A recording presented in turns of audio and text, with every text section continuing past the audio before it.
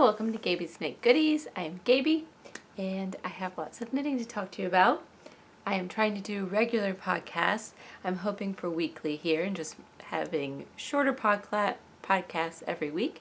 So it's only been 1 week since my last recording, which is very exciting. And I do actually have progress on some of the things I showed you guys last time. So you can find me Gabie's Knit Goodies on Etsy, where I sell my hand-dyed yarn, here on YouTube and on Ravelry and Instagram. My yarn is also at GKG Yarn on Instagram. Yeah. Okay, let's get into the knitting without further ado. What I am wearing, since I'm sitting you can't see it very well, I did film a little bit here and I will show that to you. This is Camisole number 5, and I'm pretty sure I have talked about this. I know I have talked about it, and I think I've talked about it since I finished it. It's by My Favorite Things Knitwear, and the biggest trouble that people have with this is how it cuts in a lot. And prior to today, I was wearing like a strapless bra with it because I thought I had a bra that would work, and then it didn't. But I discovered that one of my sports bras actually cuts in very similar and doesn't show. So that was very exciting. So I like it. I like that I can wear, I don't have to wear a strapless bra. I don't like strapless bras. They're just not as comfortable. So anyways, that's very exciting for me. And I think that given that fall is coming and there'll be some slightly cooler days, I actually think that this is going to get more wear than it has this summer since I finished it. Because we have fairly hot summers here, and even though this has a lot of exposed skin, it's still a little warm for outside in our summers here on the East Coast. So yeah, I think it'll be perfect in the fall with like a jeans jacket and stuff. If you're inside, this totally works, and like if I go out to dinner or something, I can wear this. But on my day-to-day life with my kids, it doesn't quite work. But it is a slightly more dressy top anyways. So, and I think it does have that kind of slightly edgy vibe given how it's cut. But do be forewarned, it does limit your undergarment choices. So, anyways, made out of fingering weight yarn, buttercream colorway, which is just the plain off-white, yeah, Gabie's Knit Goodies yarn. I was on a very big cream white kick with my yarn projects that I started this past spring. Because I started this in the spring and finished it, and then I started the sweater Cardi V-neck, which I'm going to talk about, as well as the My Favorite Things sweater number, I think it's 20, either 20 or 21, I can't remember which one it is. That one's also in like this off-white color. So I was on a very neutral white kick. So, okay, so that's what I'm wearing, and I will put all of the like names of the patterns here on the screen, and then I do try to link them below as well. My next one's a half object, and I finished a sock. One sock. I need to weigh it because that will be helpful. I know I won't get a second sock out of this. This was scrap yarn that I've had around for a long time, and I just needed something to pick up and knit in the movie theater, and so I cast on the way. I talked about this last time. And now I actually have finished it, and I really like it. I like how it fits. I'm using a size 2, US 2 knitting needles. I think it has it listed here, but I think it's rubbing off. Oh, so it's just really small. 2.75 millimeters. And I am using Chalgu 9-inch circulars, which I actually really like for just knitting in the round for socks. When I get to my heel, I did a heel flap and gusset. I did use, I continued to use my 9-inch circulars for the heel flap and gusset, but then when I got to the toe, I put it on magic loop on longer high sharps that I have that are corded and long. So then I just did the magic loop thing for my toe and Kitchenered the toe. And I started with 60 stitches. And I wear a US size 8, like tennis shoe. And this fit me well. I don't know my stitch count, but yeah, 60 stitches on a size 2 needle finger weight yarn. And then they're cute. The speckles almost kind of stripe, which I wasn't really expecting that or necessarily wanting the stripiness of it, but that's okay. It's very cute. This is how much I have left. I'm gonna go as far as I can with it, starting from the cuff here, and at least my cuffs will match, so that when I wear them, nobody will know that like the bottom half of my sock is a totally different color. I don't know what other color I'm going to use yet, but yeah. Do you guys do DPNs, double pointed needles, or 9-inch circulars, or magic loop for your socks if you knit socks? I was a reluctant sock knitter to begin with, and now I feel like, I don't know, I've come a long way, and now enjoying the little 9-inch circulars. At first I wasn't sure if I liked that, but I like the convenience of them. And it's perfect purse knitting. If I knit with these for a long period of time, I don't really like it, but for what I use these for, which is like purse knitting or pocket knitting to just have on the go wherever I am, and just knitting here and there for smaller bits of time, it's perfect. Okay, so half object done, and this is the Cardi V-neck by Anne Vincel, something like that.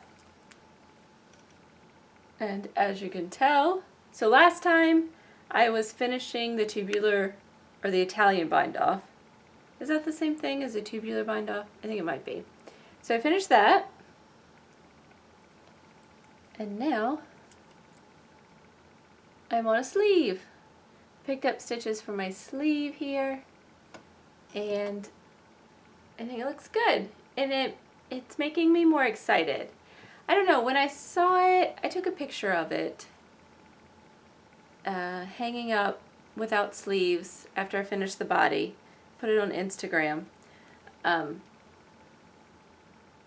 I kind of got a little disheartened about the knit, about the project, and I think this happens a lot with me.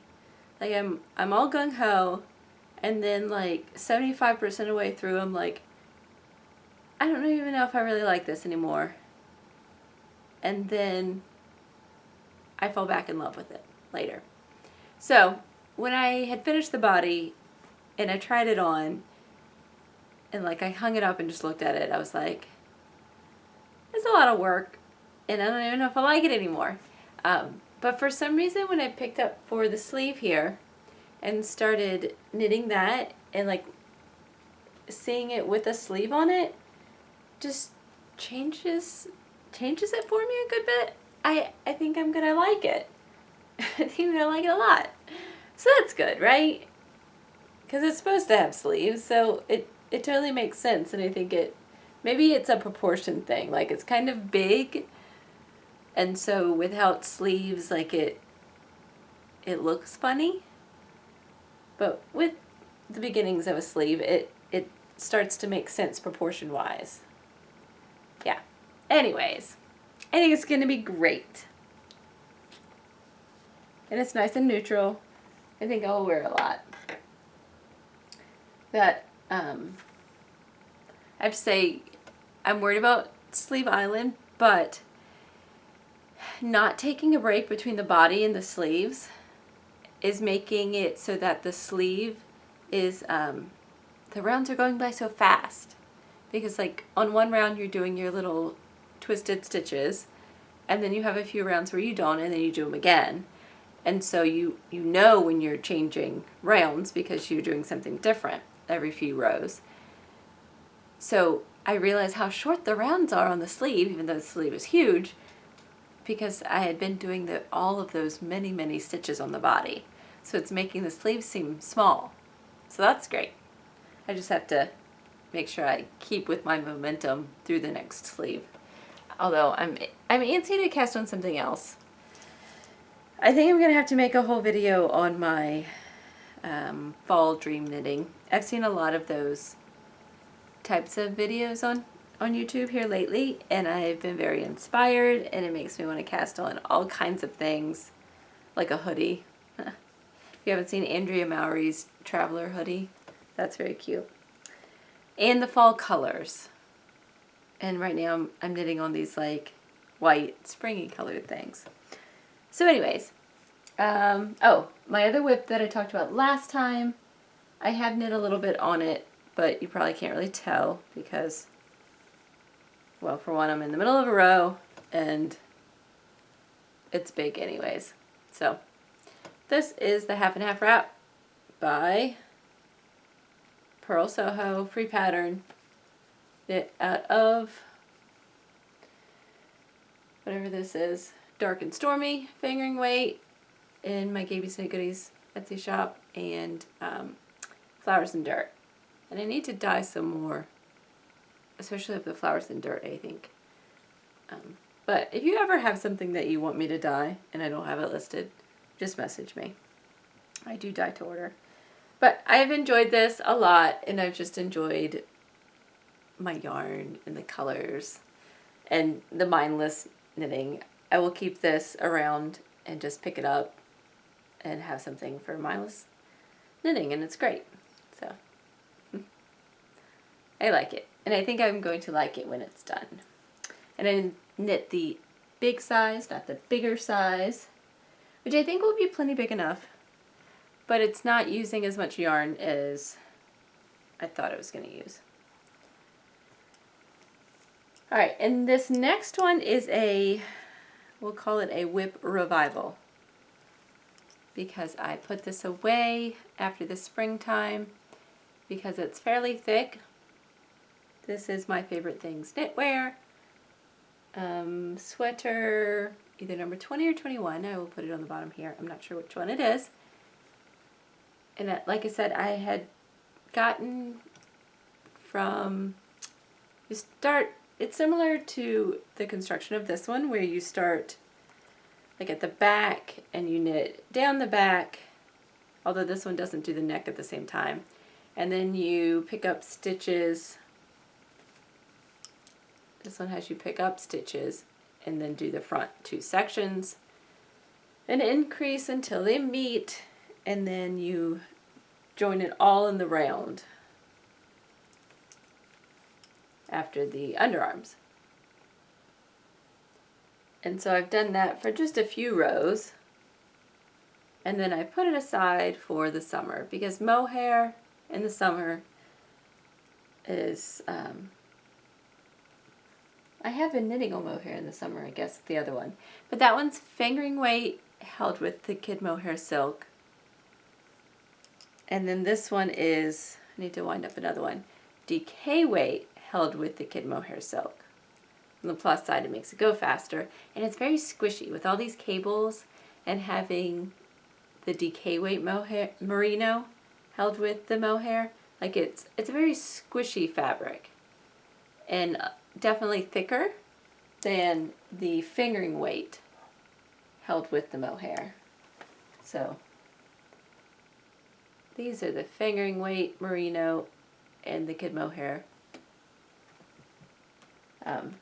Cloud and buttercream there. And then this is the, again, the kid mohair, but with think I called it White Swan DK weight yarn. So it's definitely a thicker, much thicker yarn than that lace weight kid silk mohair. Anyway, so it's squishy and big and lovely, and I know in about 2 months I will want to have this.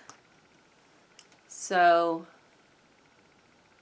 yeah, so I think I'm going to make myself try to finish this one first, because I feel like if I stop that one, I don't know when I'll pick it back up. It probably won't be till like springtime.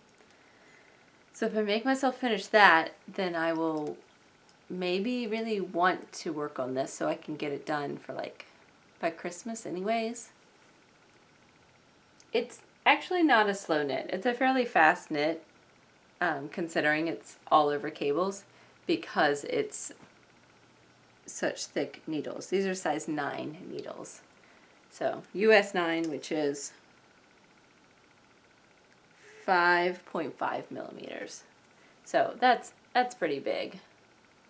So even though it's mohair, even though it's cables, it's a relatively speedy knit, I guess you could say, compared to fingering weight stuff anyways. Okay. That is all of the knitting I have for you today.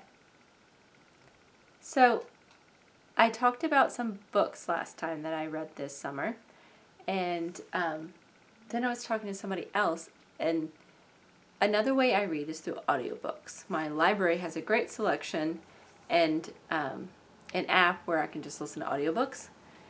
So it works really well. And when I am like walking my dogs, which I do every day, or driving someplace to pick up a kid and I have nobody in the car, a lot of times I will listen to an audiobook. Or even when I'm cleaning and stuff, sometimes I do that. And so this summer, one of the ones I just finished was Walking the Americas. And then I found out like halfway through the book that they were doing a documentary at the same time they were doing the journey. And so he made it into a book, and then they also made it into a documentary. It's on Amazon Prime. I have not watched it. I don't currently have Prime, so maybe I'll get it just so I can watch the series, because I just finished the book. And it is definitely interesting. It's about a guy from Great Britain and a guy from Mexico. They meet in Mexico, and then they walk all the way down to Colombia, I think. They walk Central America, along the coast pretty much. And they walk the Darien Gap, and it's pretty interesting. It's an interesting read. It's a reality thing, documentary type thing. But it's been an interesting book. And it's not a genre of books that I have typically read. But part of the reason I got into it is because I like travel YouTube videos, like Kara and Nate and The Endless Adventure. And I find those very entertaining and interesting, especially like the old Kara and Nate videos where they go to like Asia and stuff, and they like you kind of get a glimpse of the culture of the area through their videos. And so I thought a book might be interesting too, and it definitely captured my attention. So that's a book I've read. It did have a little bit of language in there, but yeah, it was an interesting read, and a very different one for me. So anyways, what else are you guys reading? I know I got a suggestion. I'll have to put it up on the screen because I can't remember it off the top of my head, of a couple of books. And so maybe I'll try to look back at those comments and list them here so that you guys can get inspired by everyone else as well. Because I am always looking for new books. I read at night before I go to bed, usually very short because I pass out because I'm tired. But then I listen to audiobooks when I do things, and sometimes when I knit a lot, I listen to audiobooks. And this summer I had more time to physically read than I have in the past, because if it's too hot to knit, then I can actually read if I have an opportunity to sit down uninterrupted, which is somewhat rare in my life right now. Having 3 kids will do that too. But anyways, it's been great to talk to you again in such short of time, and crossing my fingers, I will be back next week. Happy knitting! Bye!